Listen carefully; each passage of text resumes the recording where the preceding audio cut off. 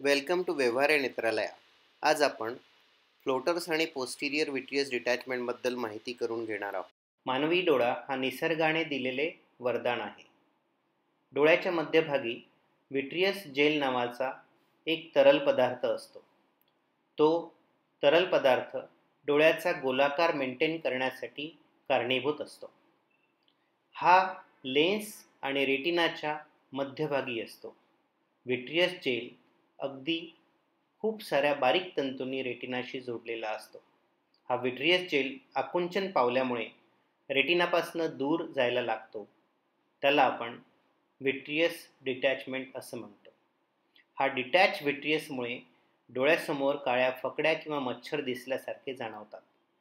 हे तंतुमय किंवा गोलाकार आकाराचे फ्लोटर्स पर्टिक्युलरली ब्राईट बॅकग्राऊंडमध्ये जास्त जाणवायला लागतात.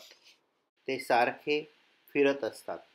कधीकधी वयानुसार होणाऱ्या विट्रियस जेलच्या बदलामुळे विट्रियसमध्ये काही ओपेसिटीज निर्माण होतात आणि ह्या ओपेसिटीज आपल्याला डोळ्यासमोर फ्लोटर्स म्हणून जाणवायला लागतात. ह्या विट्रियस ओपेसिटीज डोळ्याच्या रेटिनाच्या पडद्यात जेवढ्या जवळ राहील तेवढ्या त्या डार्क जाणवतात. कधीकधी पोस्टिरियर विट्रियस डिटॅचमेंट होताना रेटिनाला छिद्र पडल्यामुळे रेटिनाच्या मागे फ्लुइड जाऊन रेटिना सरकण्याची भीती असते.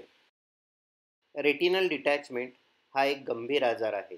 त्याची वेळेवर शस्त्रक्रिया न केल्यास नेहमीसाठी नजर जाऊ शकते.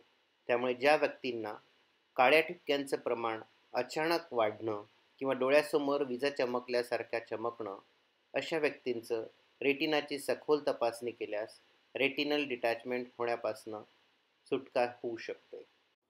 Thank you for watching.